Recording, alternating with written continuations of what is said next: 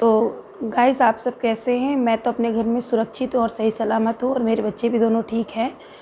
और गाइस, आप सभी जानते हैं फ्रेंड्स, इस वक्त लोगों के घर में इतना परेशानी है, ऐसा कोई भी घर नहीं बचा है जहाँ पर आदमी को वायरल ना हो, किसी घर सर्दी जुकाम ना हो। हमारे आस पड़ोस में भी काफ़ी लोगों के यहाँ है। बट आप लोग हॉस्पिटल जाने से बेहतर ये कि जब ज़्यादा सीरियस कंडीशन हो तभी हॉस्पिटल जाएं और अपने घर में ही गर्म पानी पिएं, काढ़ा पिएं, स्टीम लें।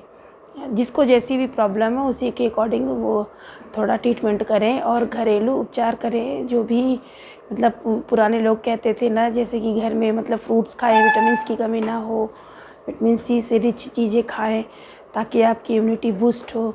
और आप लोगों से मैं एक बहुत ही इम्पॉर्टेंट बात शेयर करना चाहती हूँ।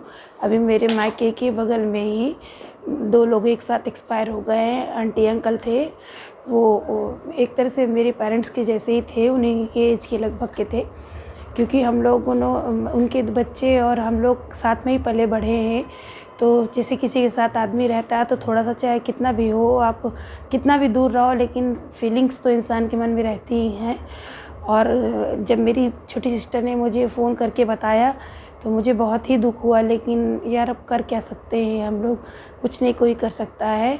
बस ये है कि एक तरह से दुख तो ये बहुत भारी दुख है उनके बच्चों के लिए, लेकिन हाँ, उनके हस्बैंड वाइफ के लिए, उन दोनों के लिए तो अच्छी चीज़ है। क्योंकि अगर जैसे पहले आंटी एक्सपायर हुई, उसके बाद अंकल जी एक्सपायर हो गए।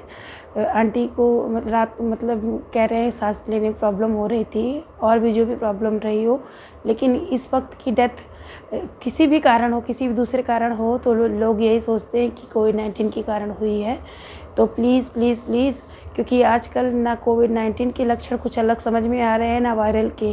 तो आप सभी से मैं रिक्वेस्ट कर रही हूँ, आप सभी लोगों से हाथ जोड़कर प्रार्थना कर रही हूँ कि आप लोग ज़्यादा से ज़्यादा अपने घरों में रहें और सही सलामत सुरक्षित रहें। और बस मुझे और कुछ नहीं कहना है। उस दिन से मेरा कुछ भी वीडियो शूट करने की कोई बिल्कुल इच्छा नहीं थी।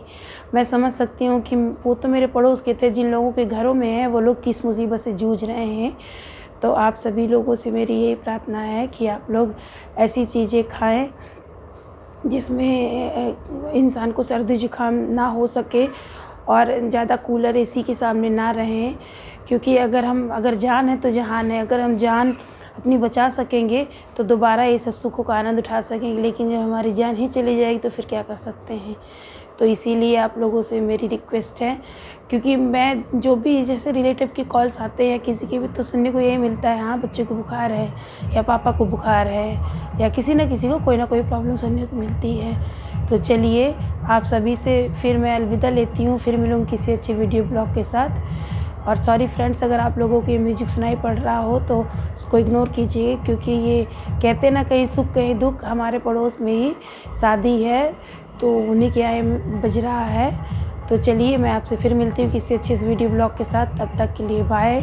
और प्लीज़ अपना बहुत बहुत ख्याल रखिए, अपने बच्चों का बहुत बहुत ख्याल रखिए। फिर मिलेंगे किसी अच्छे से वीडियो ब्लॉग के साथ। तब तक के लिए आप सभी से अलविदा लेती हूँ। बाय।